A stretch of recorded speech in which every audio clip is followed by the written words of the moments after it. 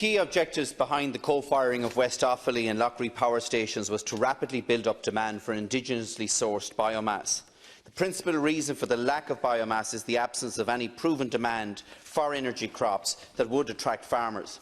This led to the rejection of the planning application for West Offaly by An Bord Pleanála. Minister, before any decision is made on the future of the power plants themselves, we must fully evaluate the possibility and potential for operating our current peat-powered plants with 100% locally sourced biomass.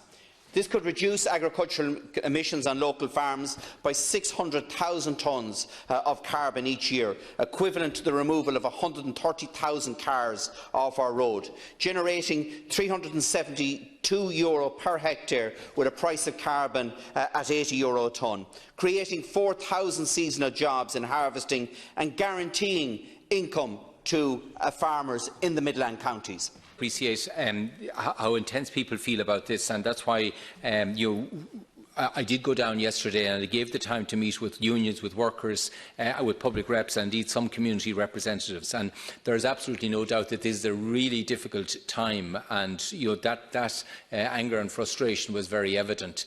I suppose what the government is determined to do is to deliver a just transition, and for me just transition is providing alternative employment opportunities that can be sustainable. Peace, yes, it was on an exit, as we know, but it did expect to last for longer. We need to create job opportunities that are going to be permanent and can grow rather than be in a decline. Two plants are both clear of debt and have a remaining 10-year lifespan without any major refit required. Minister, no decision should be made on decommissioning either plant until all potential future options for the use of those plants are considered. The last thing that we need is a replication of the short-sighted decision to decommission sugar beet processing facilities in Carlow and Mallow, which led to the appalling situation where the vast majority of biofuel used in transport in Ireland is now being imported. Please provide an assurance to the House here this evening on that, Minister. The other opportunities, clearly the ESB are the owners of the plant and have to evaluate its future.